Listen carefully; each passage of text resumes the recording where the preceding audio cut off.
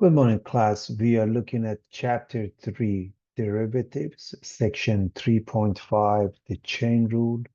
The first part simply the chain rule.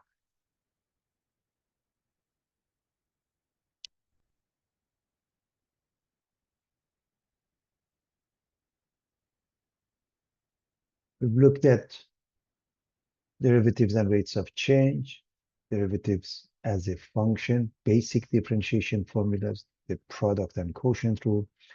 And now we are looking at the chain rule, and here's the synopsis of what we have, composite function and their derivatives. So let's elaborate. First and foremost, differentiation formulas, when you have 2 points, you're looking at the blue line, you can calculate the slope, rise over run. There are various formats of writing the same thing. Normally, we use this as a difference quotient. If we take a limit as x approaches a for this expression, f of x minus f of a over x minus a as x approaches a, or this expression, limit of f of a plus h minus f of a over h as h approaches 0, it becomes the slope of a tangent line at that point, and here's the equation of that. So, general formula for f prime of x, the differentiation, the derivative formula dy dx is limit of delta y over delta x as delta x approaches 0, or f prime of x is the limit of f of x plus f of x plus h minus f of x over h as h approaches 0. This is the definition. The derivative of x is 1. The derivative of c times f of x, c comes out. And the derivative of the sum is the sum of the derivatives. The derivative of the difference is the difference of the derivatives. And we have some basic differentiations. The derivative of the constant is 0.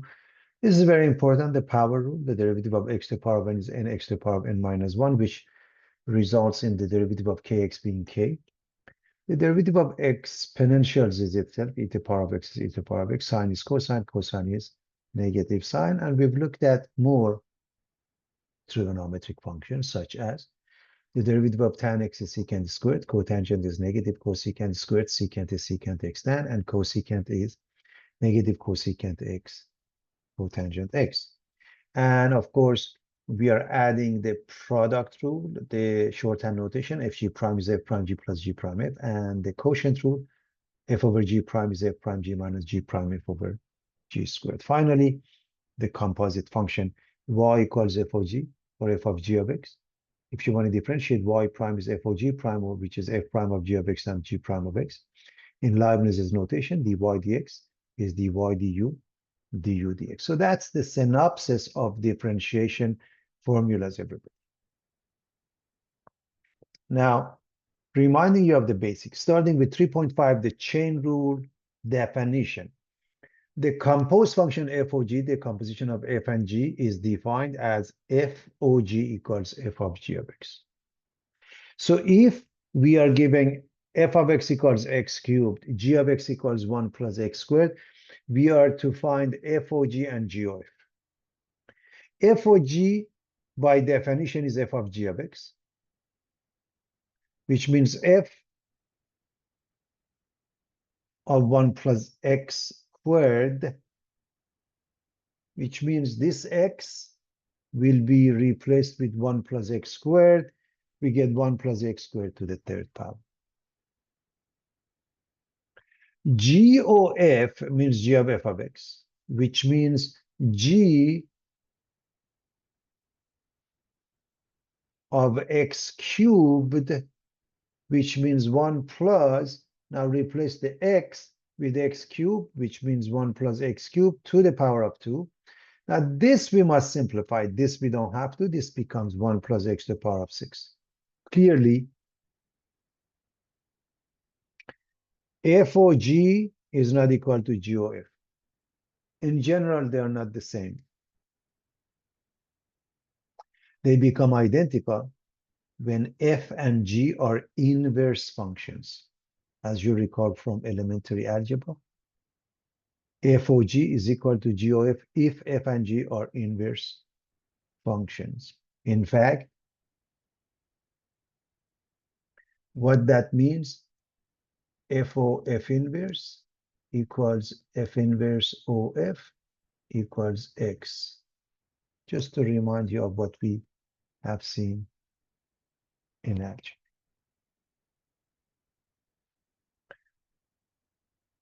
Now, how would you differentiate composite function? That's the reason we use the chain rule. Examples, y equals square root of 10x plus 5, f of x equals 10x squared minus 1 to the power of 50. We use the chain rule. So what is the chain rule? If g is differentiable at x and f is differentiable at g of x, then the composite function f of g of x is differentiable at x. The derivative of f of g of x is f prime of g of x times g prime of x, meaning f is the main function, is the shell function, is the outer function. G is the inner function.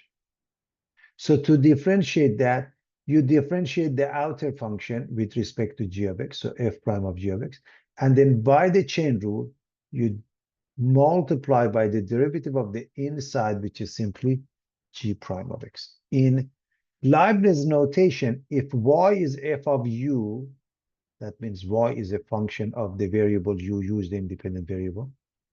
And u is g of x, u is a function of x, x is the independent variable for u.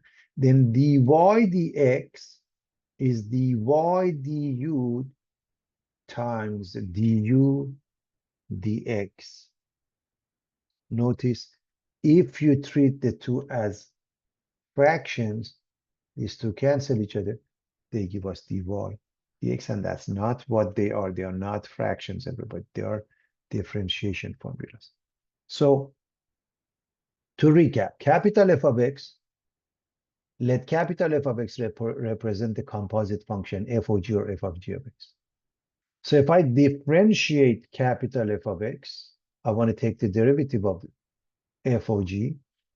I get the outer function f, and I write it f prime of g of x, and they times the derivative of the inner function g of x becomes g prime of x. To make some sense out of this, let's look at this extended power rule, starting with the basic power rule. We know the derivative of x to the power of n is n, x to the power of n minus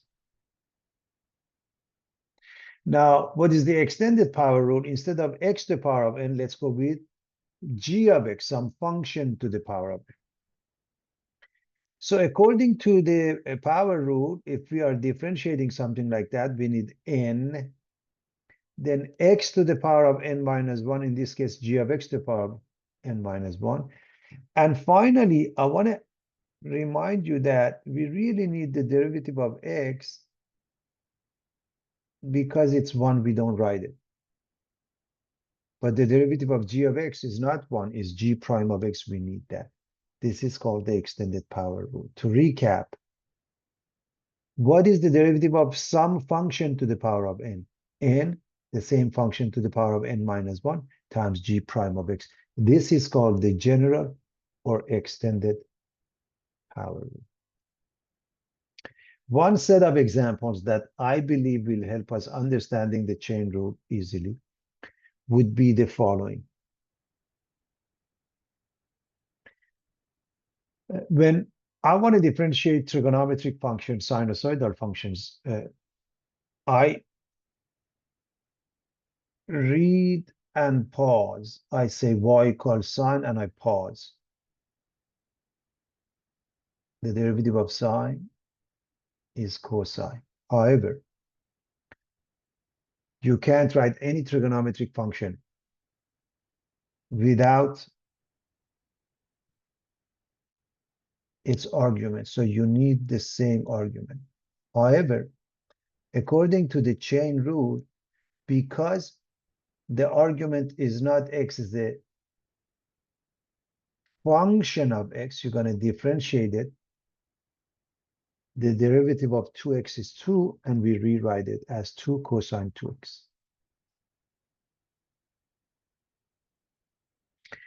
To differentiate this one, again, I'm going to read sine, not sine of x squared, sine. So I need cosine.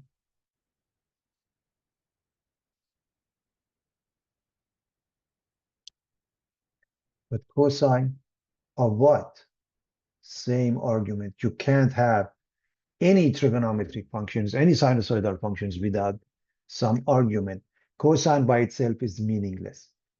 Then the chain rule says we need to multiply this by the derivative of the argument, which is 2x. We rewrite it, and we are done. And the last one, I'm going to rewrite this as sine x to the second power. And now I'm going to use the extended power rule. So I need n, which is 2. I need g of x to the power of n minus 1, which is sine x to the power of 1, right? 2 minus 1.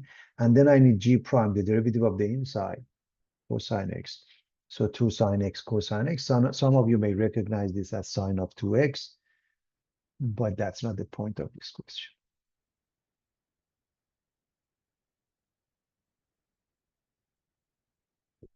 Now, we want to differentiate this where y is u to the power of 5, y is a function of u, f of u, and u is 10x cubed plus 2, u is a function of x, g of x. And I'm going to write two different methods of getting to the solution. I can go with the Leibniz's notation, dy dx is dy du du dx, or I can find the composite function and do that. The point being, we can do them both ways. This is simple enough, makes not much of a difference. But in some cases, it's not easy to find the composite function. That's why we want to learn the Leibniz's notation as well. So starting with dy du, the derivative of u to the power of 5 is simply 5u to the power of du dx. Take the derivative of this one is simply 30x squared.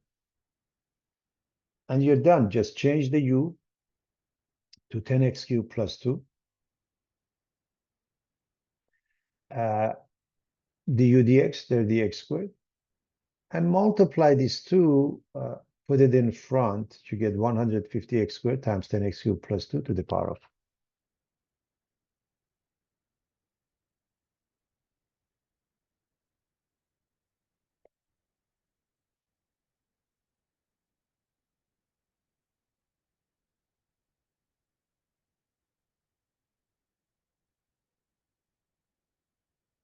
So dy dx is 150x squared times 10x cubed plus 2 to the power of.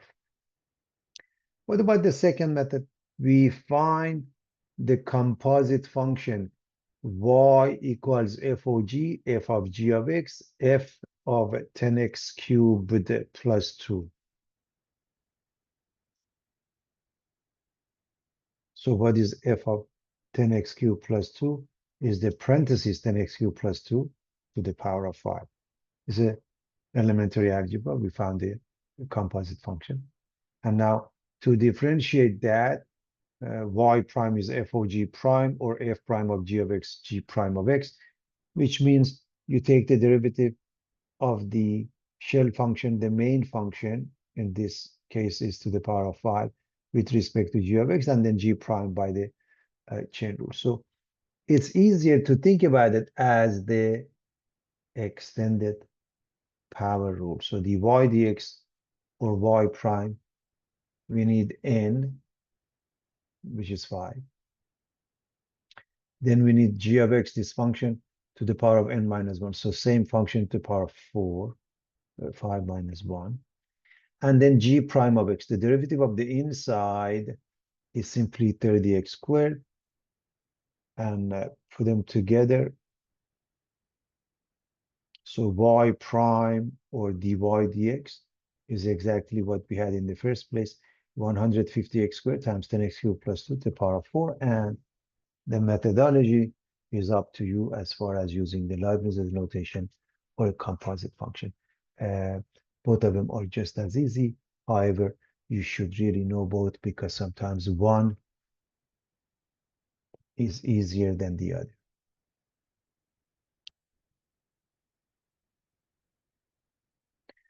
All right, we want to differentiate this where y equals 10x squared minus 1 to the power of 50. And we're going to use the extended power rule. We start with 50. Y prime is 50.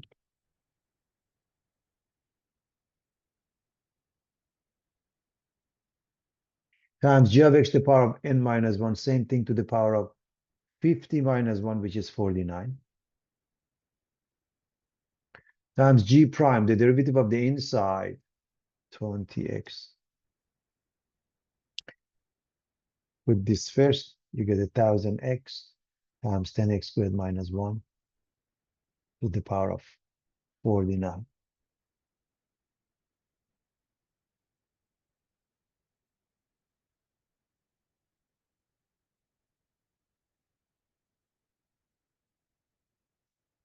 What about y equals square root of 10x plus 5? Well, we make it ready for the extended power rule, and we write it to the power of 1/2. That means square root of 10x plus 5 is the same as 10x plus 5 to the power of 1/2. And now we just follow the extended power rule, which says, okay, first we need 1/2. So y prime is 1/2. Then we need the same thing, g of x to the power of n minus 1, subtract 1 from 1/2, you get negative 1/2. So 10x plus 5 to the power of 1/2 minus 1, which is negative 1/2. And finally, g prime, the derivative of the inside is just 10.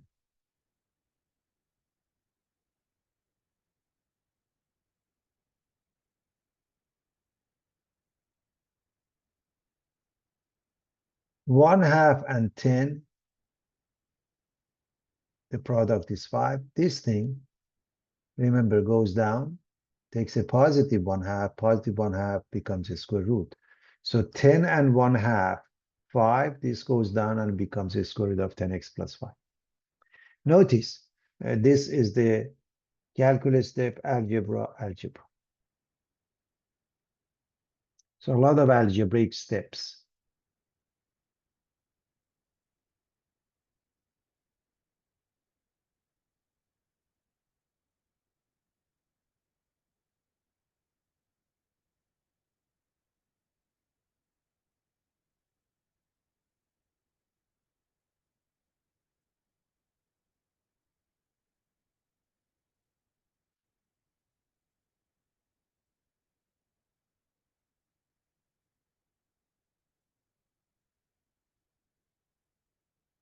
What about this case? First, this number 5 doesn't have any bearing. It stays there, it doesn't change. So y prime starts with 5. Then we look at this one, and this, we use the extended power rule on it, which means I need n, which is 4. Then I need g of x to the power of n minus 1. This thing to the power of 4 minus 1. That means 3x minus 2 cubed. Finally, g prime. The derivative of the inside is 3. And so the product of 5 and 4 and 3 comes in front, becomes 60, parenthesis 3x minus 2 quantity cubed.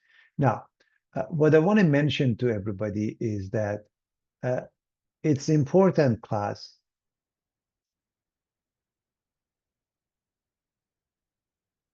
to understand which formula we are using, why and how. So if I'm differentiating this, I'm going to write the extended power rule formula from the memory and follow that.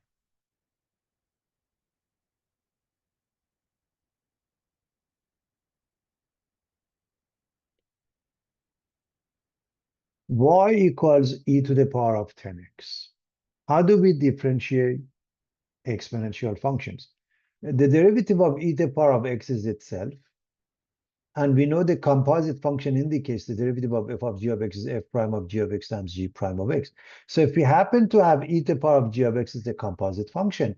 So the answer is e to the power of g of x because it's an exponential with the base e.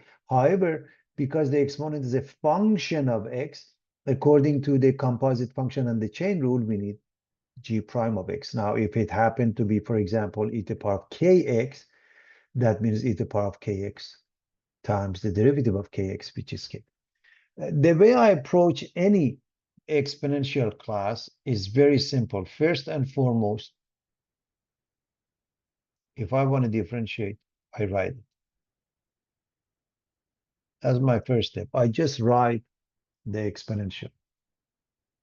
Then I look at the exponent and I see the exponent is not x, but rather it's a function of x. I need the derivative of that, which is 10, and I put it in front. This is the easiest way. I highly recommend you get to the habit of doing this.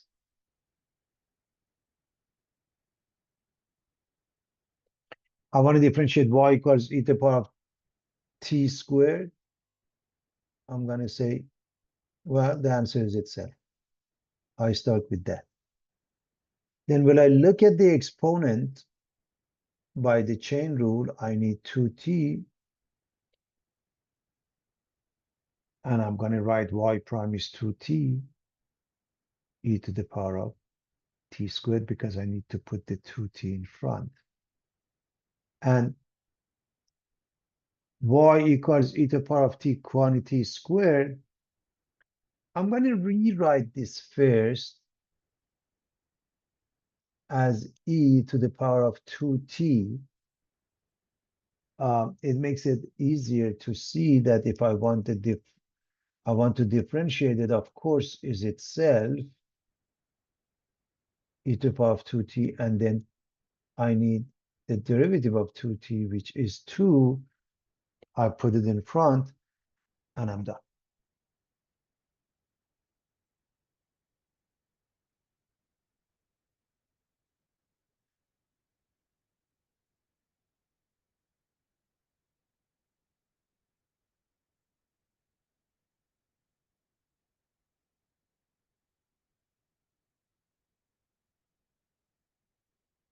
Y equals 5x times 3x minus 2 to the power of.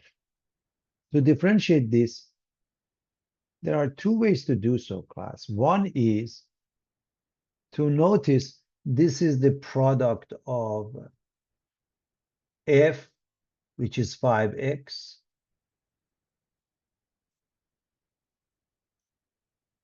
and g, which is 3x minus 2 to the power of 4.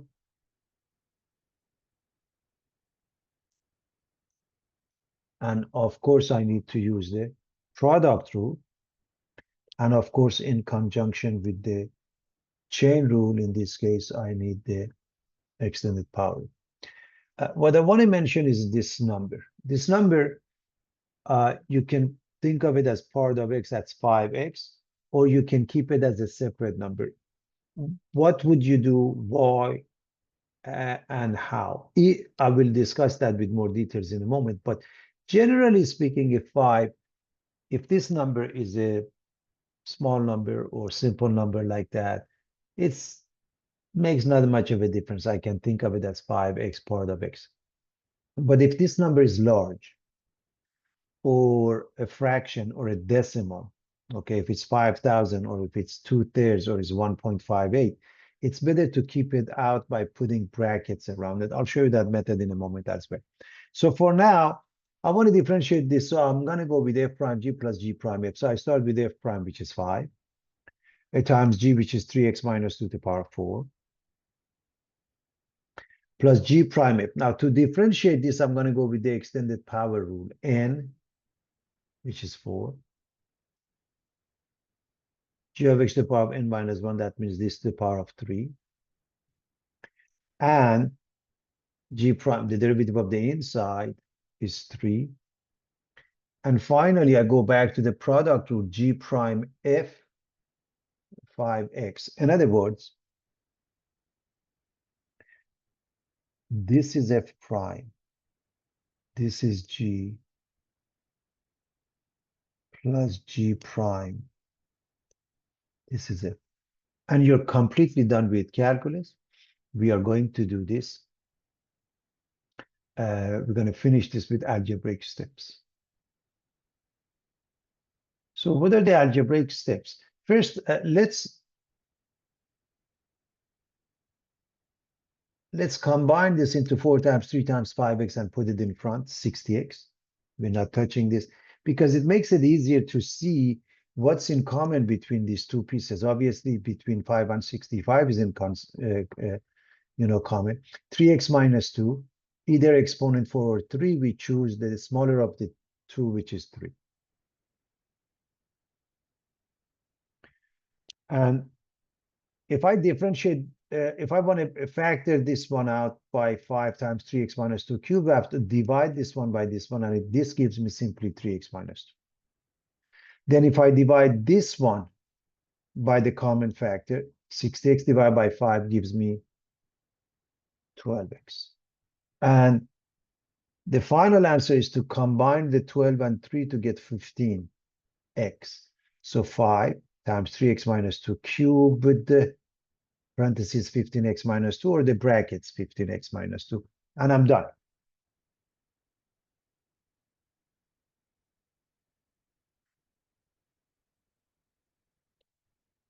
I want to go back to the question and say, okay, what if this number is involved, or even right now, if you want, you can treat it in the following manner, everybody.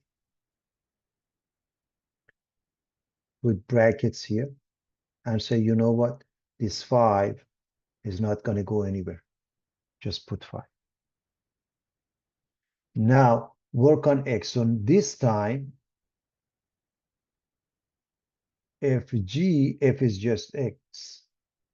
So that's 1 times this one. In other words, if you look at here, instead of 5 class, you put 1.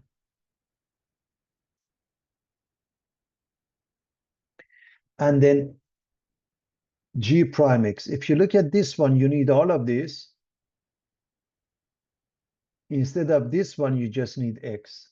So this part, this is the same g prime that you're going to put here. But instead of f being 5x, it's just x.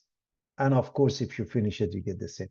Now, I don't know which one is easier for you. It's your choice. Ultimately, I just want to make sure that you understand how to deal with the definite p. Again, to recap, if this number is involved, make sure you do it this way. So in other words, if this is 5,000, you don't want to keep on writing 5,000.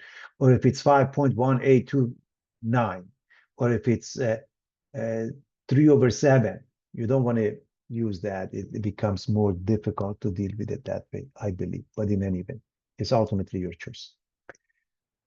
To differentiate this, we want to make it ready for the power rule, as we have done before for the power rule, now for the extended power rule. So we bring this up using negative exponential rule. A to the power minus n is 1 over a to the power of n. 1 over a to the power minus n is a to the power of n, which means if you have the exponent, you can move it. So if I move it up, it becomes negative. And now it's ready for the extended power rule. To differentiate this, we have -4. And then the same thing to the power of. And -4 minus 1 becomes -5 because you have to subtract 1. And then g prime, the derivative of the inside, 14x minus 1. Notice everything. So you have a fraction bar. These two remain in the numerator. This guy has the exponent -5. Again, negative exponential rule. Just move it down, make it positive.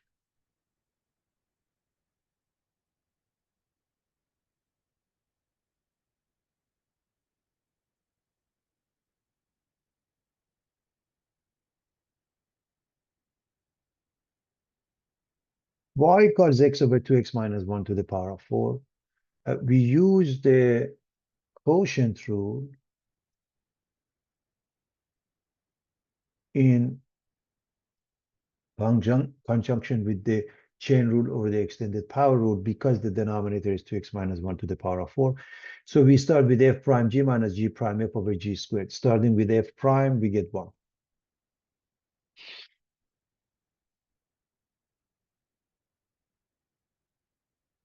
G, just 2x minus 1 to the power of 4.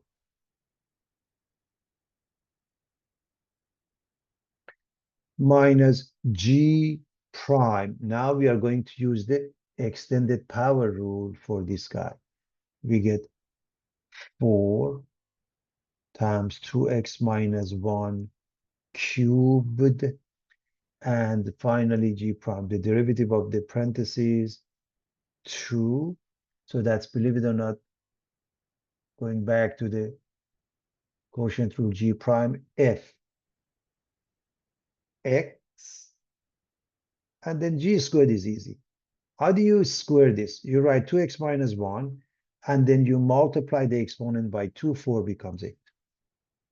Done with calculus. So we are going to simplify the fraction by taking a common factor. This is 2x minus 1, this is 2x minus 1. This has exponent 4, this has exponent 3. We go with exponent 3.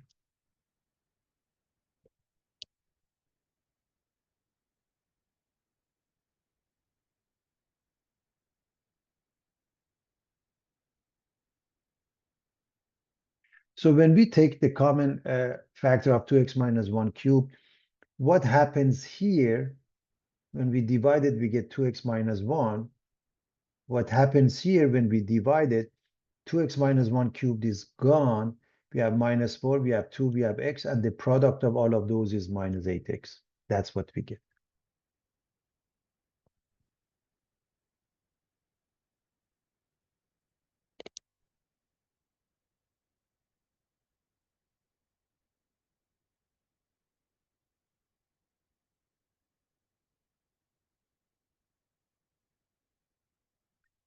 We notice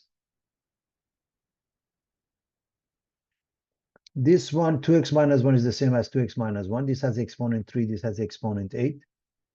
So in essence, we are using that, but we just drop this and we change the 8 to 5. So the denominator is 2x minus 1 to the power of 5. What is the numerator? This guy is gone. 2x and negative 8x. They add up to negative 6x. Minus 1 doesn't change. The final answer is negative 6x minus 1. Y prime is negative 6x minus 1 over 2x minus 1 to the power of 5.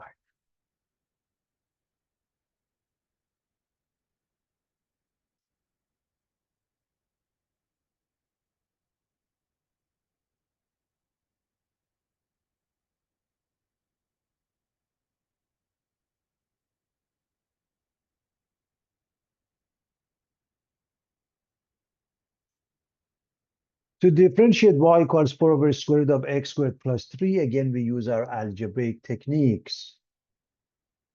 We know that square root of x is x to the power of 1/2, so this is x squared plus 3 to the power of 1/2.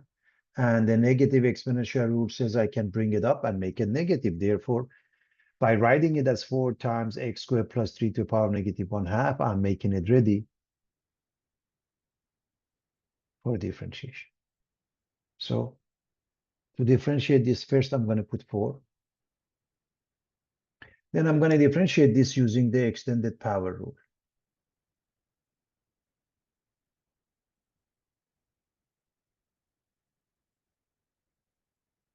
So negative 1/2 times the parenthesis to the power of negative 1/2 minus 1 makes it negative 3/2. And the derivative of the inside, g prime, is simply 2x.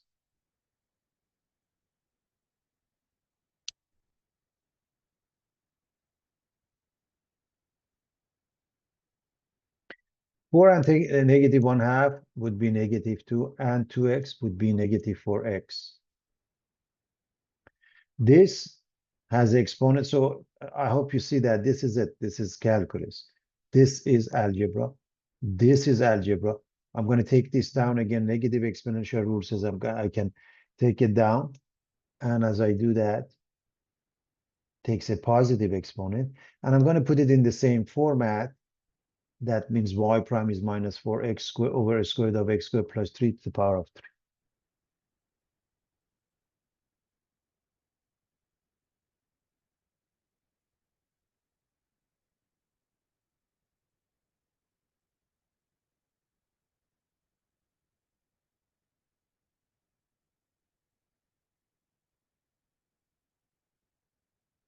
Y equals cosine of 3t to the power of 4. I hope you remember I said if I'm differentiating trigonometric functions, I'm going to just read cosine in this case, and I'm going to stop. So the answer must be negative sign. Then I work on this. You can think of it as cosine u, so minus sine u du dx, or think of it as cosine of g of x, in this case g of t, so minus sine. First of all, you can't have it without its argument. You must use the same argument. Okay. And then g times g prime of x. That means times the derivative, in this case, g prime of t, which is 12 t cubed. And you put it in front. Again, I think if you start looking at this without looking at it, it make it easier to differentiate.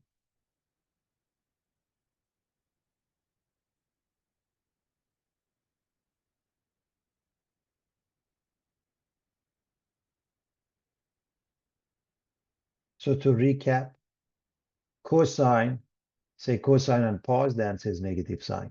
You have to have an argument. You can't write any trigonometric functions without their argument.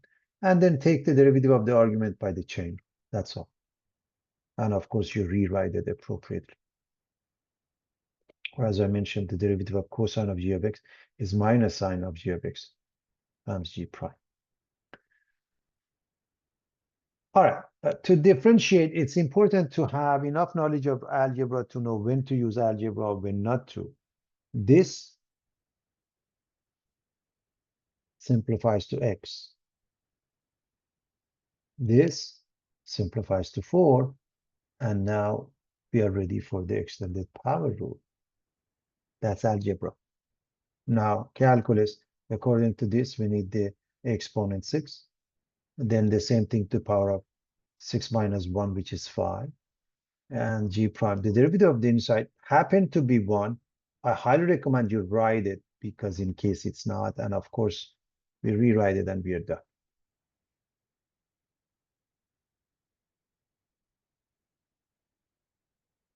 Y equals 2x plus 3 over x minus 8 to the power of 5.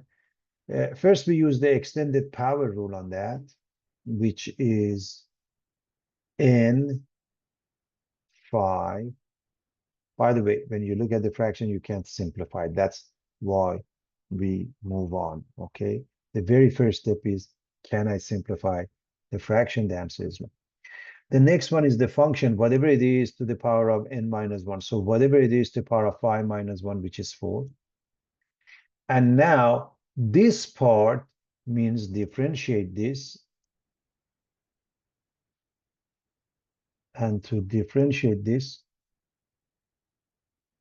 we have to go to the quotient rule. So we're going to use the quotient rule on this fraction bar.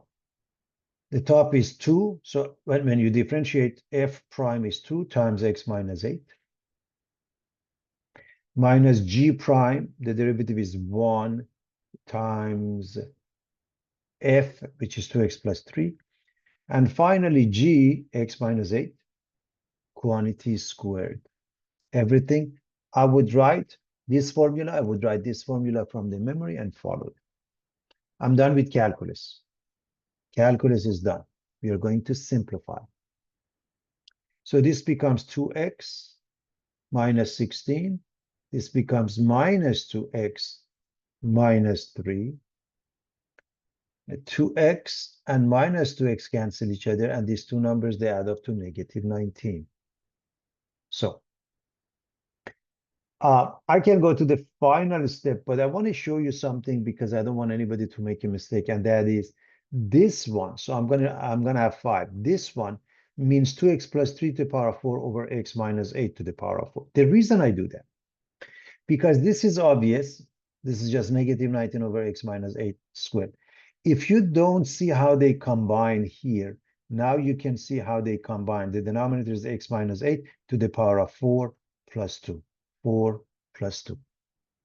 So we may make a mistake thinking that this is just x minus 8 with the exponent 1, which is not. So the numerator is 5 times negative 19, makes it negative 95, times 2x plus 3 to the power of 4, and the bottom is x minus 8 to the power of 4 plus 2 or 6. It's the final answer.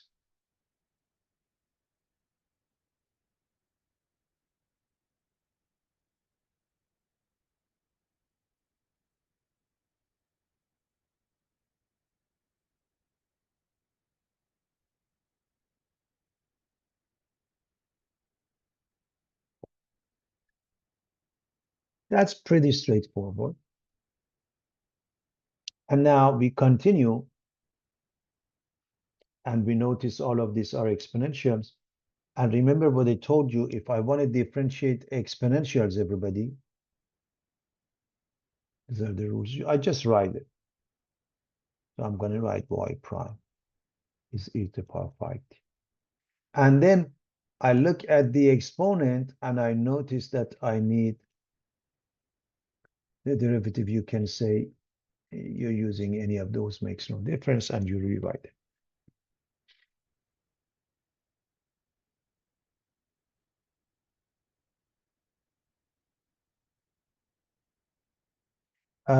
Y equals e to the power of tan x, the answer is itself.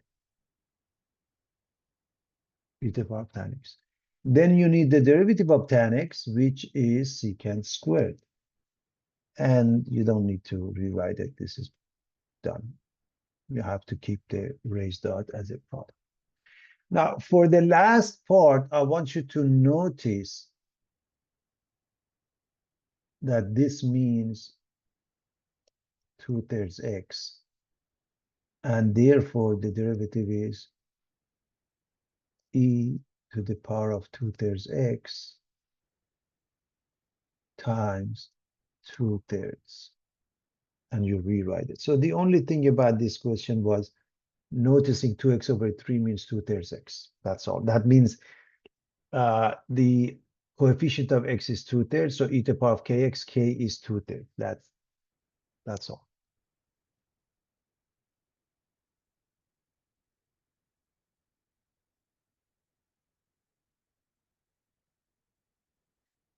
Now, what about y equals 3 to the power of x? We know how to differentiate when the base is e, but we don't know how to differentiate when the base is not e. In other words, when y equals b to the power of x, how do you do that? Well, logarithmic properties tell us ln of e to the power of x is x, e to the power of ln x is also x, and I'm going to write b as e to the power of ln b according to this formula. And I'm going to replace the b. So e to the power of ln b to the power of x, as you know by the power rule of exponential, is e to the power of ln b times x, where ln b, it's important to understand ln b is a number, everybody. Ln b is a number like k. So treat it as e to the power of kx. All right. So to do so, the derivative is itself times ln b. However, we are going to bring this back to its original format. This, which is this, which is this, which is this, is b to the power of x. So y prime is b to the power of x times ln b. So what do? I see an exponential. The answer is itself. Then I look at the base. The base is e. No. Then I need ln b. And now I'm done. I am going to rewrite it. That's all.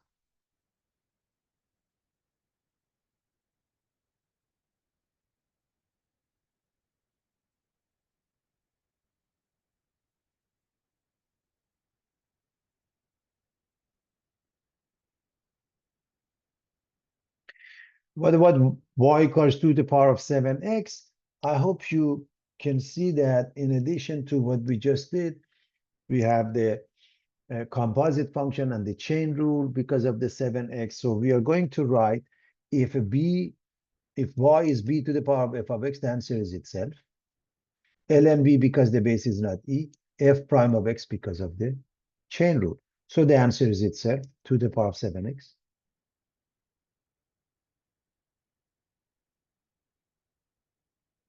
Times ln 2 because the base is not e. The base is not e. And then 7x is a function of x times 7 by the chain rule, and you rewrite it as y prime is 7 ln 2 times 2 to the power of 7x.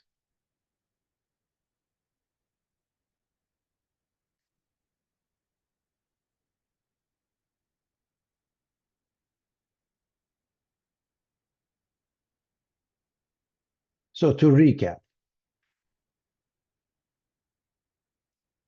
the derivative of e to the power of x is itself. The derivative of e to the power of kx is itself times k, the derivative of the exponent by the chain rule. The derivative of e to the power of g of x is itself times g prime by the chain rule.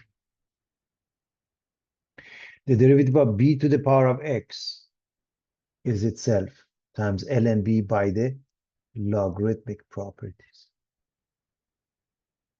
The derivative of b to the power of f of x is itself times ln b by logarithmic properties by f prime because of the chain.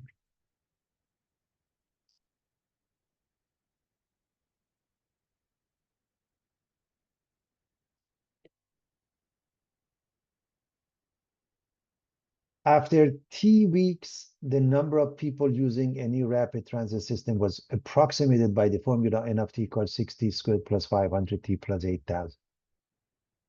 At what rate was the use of the system changing with respect to time after 8 weeks? So simply put, we want first n prime of t and then n prime of 8. So what is n prime of t? 12t plus 500. And we want the rate after 8 weeks, n prime of 8, which means 12 times 8 plus 500.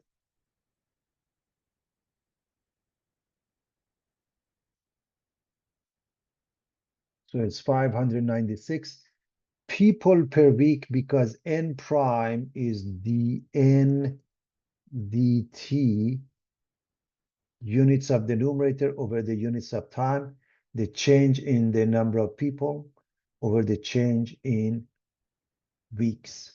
What does it mean? On week 8, the number of people using the transit is increasing at the rate of 596 people per week. Why is it increasing?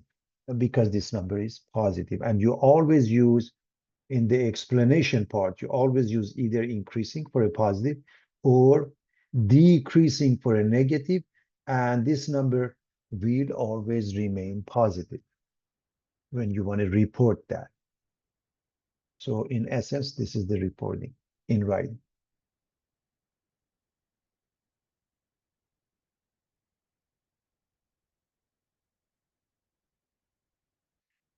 A bacterial colony is estimated to have a population of P of t equals 24t plus 10 over t squared plus 1 million t hours after the introduction of a toxin. What is the population after 1 hour? This is elementary algebra. It simply put means, what is P of 1? And I want to also add, if by any chance they say, what is the population after the toxin is introduced, that means P of 0. Okay, right after. If they don't give you time, the time is 0 right after. Okay. Having said that, you want P of 1, so replace it. 24 times 1 plus 10 over 1 squared plus 1. And that means this is 24. So we get 34 over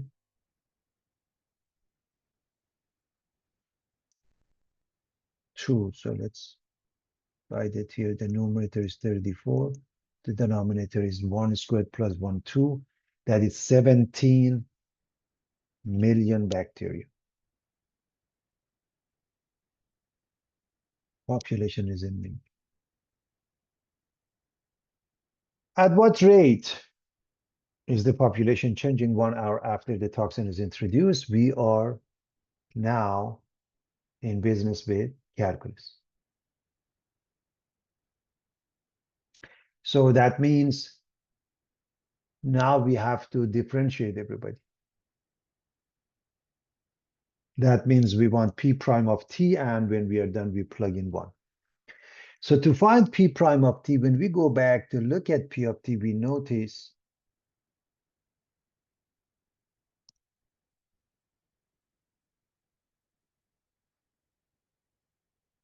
This is f over g and requires the quotient rule. So we're going to go with f prime g minus g prime f over g squared. Starting with f prime, we get 24 times g. The denominator is t squared plus 1 minus g prime, simply 2t, times f, 24t plus 10, over g squared, right at the bottom, t squared plus 1 in a parentheses and square it. And this is the extent of calculus. We're done with calculus. We're going to simplify that and then plug in 1. Everything will be algebra from here on. To do so, we have to distribute. So this will be 24 t squared plus 24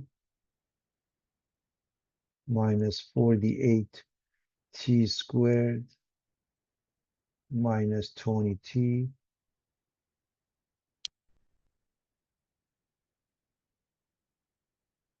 these two add up to negative 24t squared. Everything else remains unchanged. We put them in descending order. So this is p prime of t.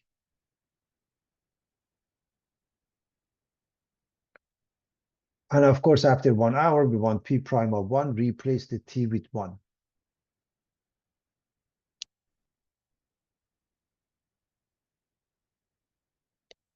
So what do we get? This is 1, negative 24, minus 20, plus 24. So the numerator is negative 20. This is 1 and 1 is 2. Square root is 4. We get negative 5. Negative 5 what? Million bacteria per hour. Please understand this is dp dt, the change in population over change in time. So the change in population, millions of bacteria. The change in time is in hours. What does it mean? The population of bacteria is decreasing at the rate of 5 million bacteria per hour, 1 hour after the toxin is introduced.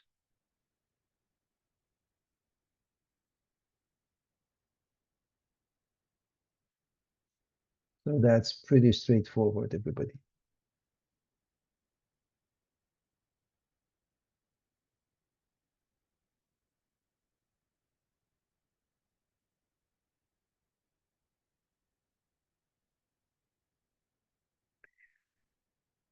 Observations show that the length L in millimeters from nose to tail of a Siberian tiger can be estimated by the function L equals 0.25 W to the power of 2.6, where W is the weight of the tiger in kilograms. Furthermore, a young tiger's weight can be estimated in terms of its age at t in days by the function W equals 3 plus 0.21 t. How long is the tiger when it's 100 days old? Okay.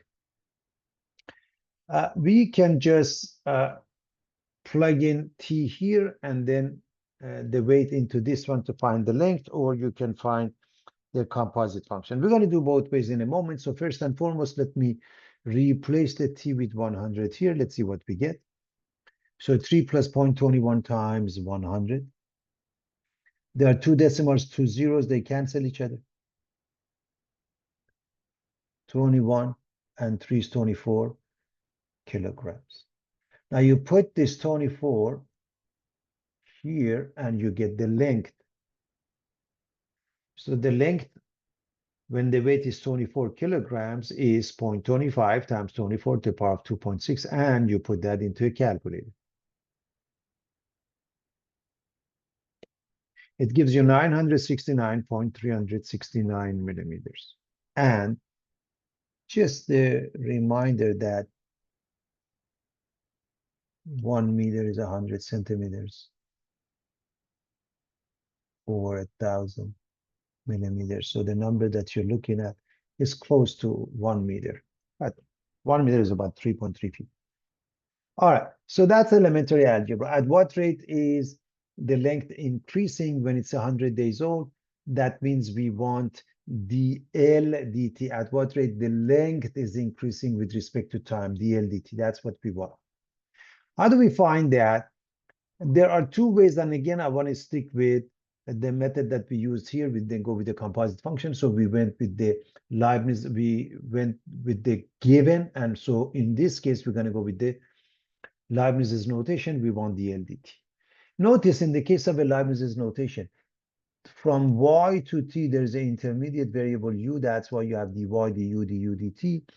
And in this case, from L to t, the intermediate variable is w, so dl, dw, dw, dt. That's how you find what you need. From L to t, what's in between.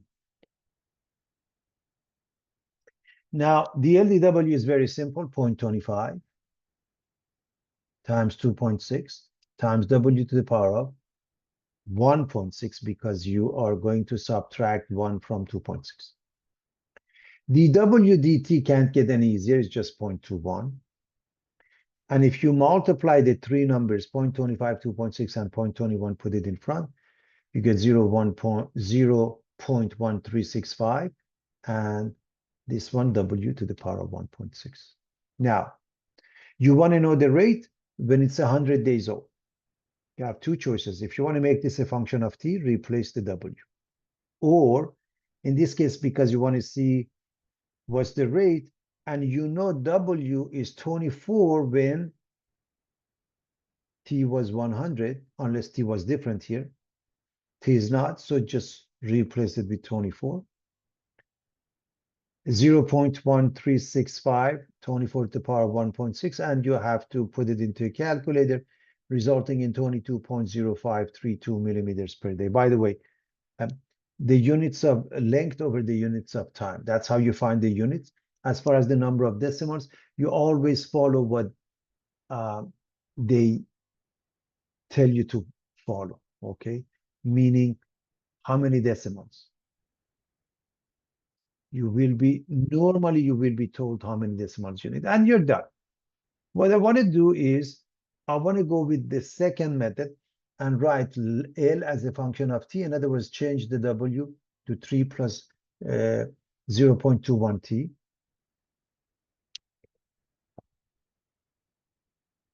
If I replace the t with 100 here,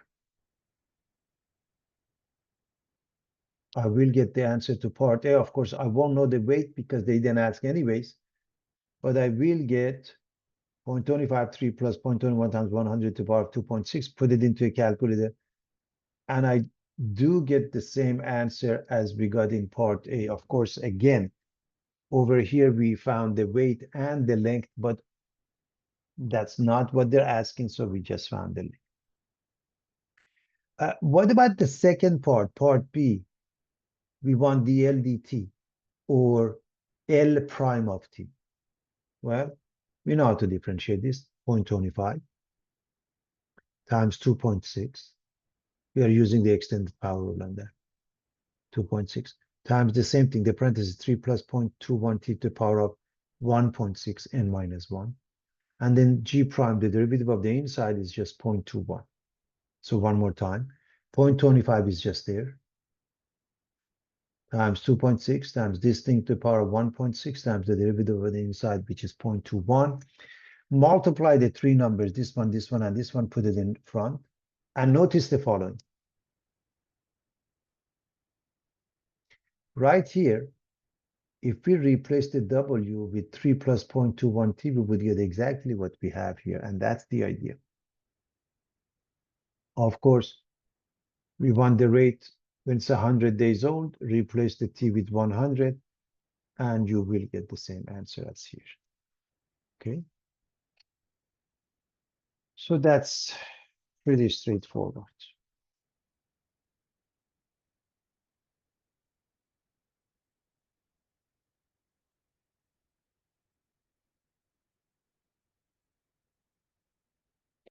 So as you can see here, we can easily do both ways, meaning we can use the Leibniz's notation. I'm talking about part B.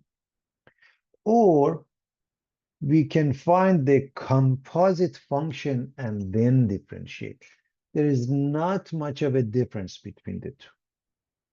However, there are cases that one is easier than the other. For example, right here, the amount of glass recycled in a community is G of P equals square root of 0.5 P squared plus 7 tons, where P is the population in thousands. It is estimated that T years from now, the population of a community will be P of T equals 4.4 plus 0.1 T squared in thousands.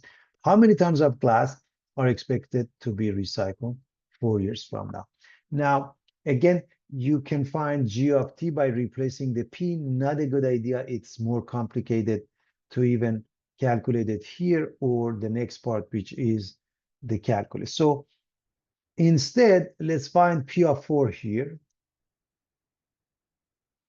which means 4.4 plus 0.1 times T, which is 4 squared.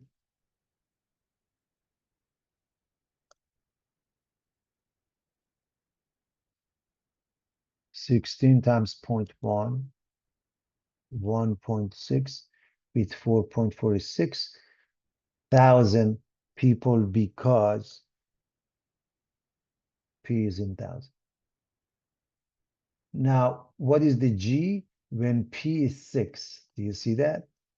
Replace the P with number 6. So this is the square root of 0.5, 6 squared plus 7. We get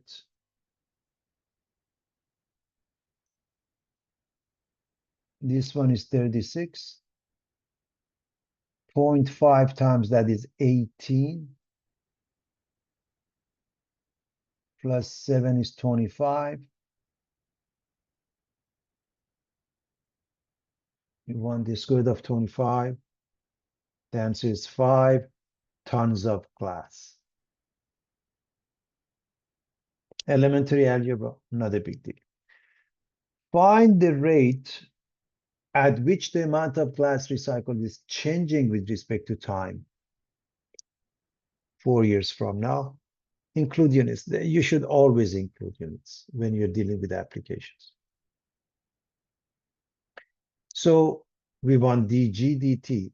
The rate is about glass versus time, so dg dt. And again, with the Leibniz's notation, remember dy du is dy du du dt, so I'm going to write dg dt. And from g to t, the intermediate variable is p, so dg dp, dp dt. That's how you get to the answer.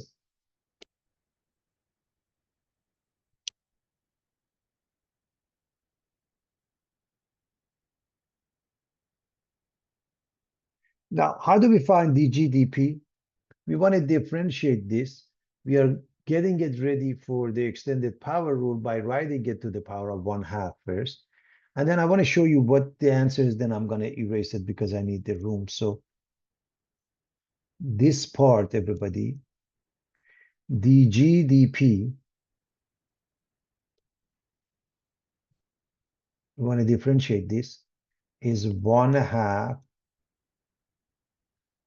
times 0.5 p squared plus 7 to the power of 1/2 minus 1 or negative 1/2 times, now, the derivative of the inside, which is 0.5 times 2p.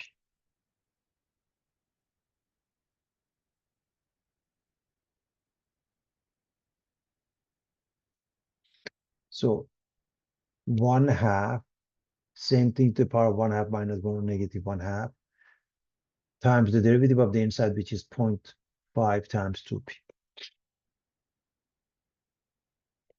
So that's dg dp. Let me also write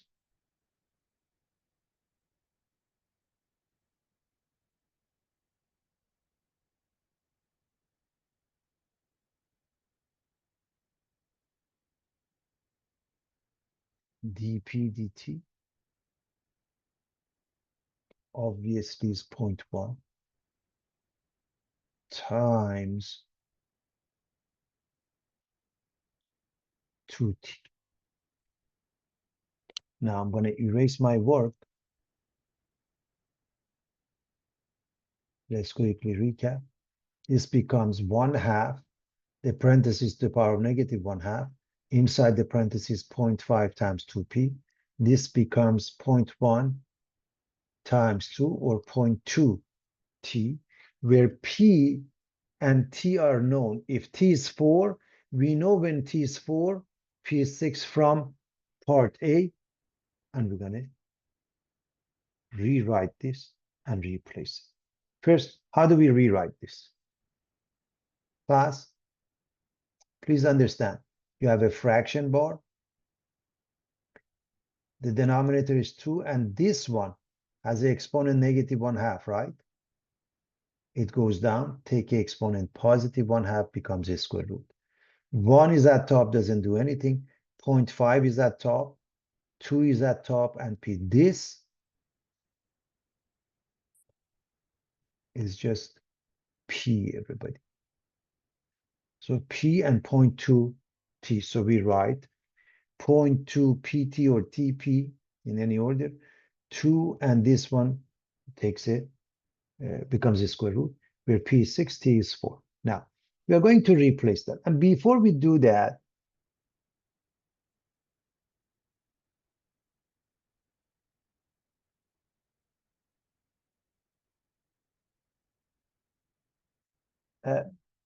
let's see.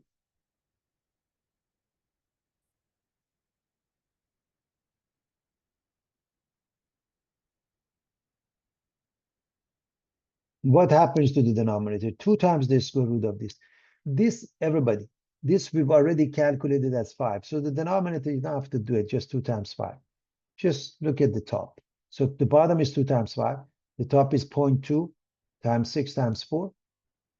The product of those is 4.8. The denominator is 10. So 4.8 over 10 is 0.48. Units of G over units of time, tons of glass per year. What does it mean? 4 years from now, the amount of glass recycled is increasing at a rate of 0.48 tons of glass per year. Why increasing? This is positive, everybody. And we are done. However, I want to show you, if you want to go with the composite function, you have to replace the p with 4.4 plus 0.1 t squared. Take a look. G of t is the square root of 0.5 parentheses 4.4 plus 0.1 t squared, quantity squared plus 7. Part A doesn't make much of a difference. Part B, when you want to differentiate, it's a lot easier to differentiate using the Leibniz's notation than using this. This is a lot more complicated. I highly recommend you learn both ways and to see which one you use and when.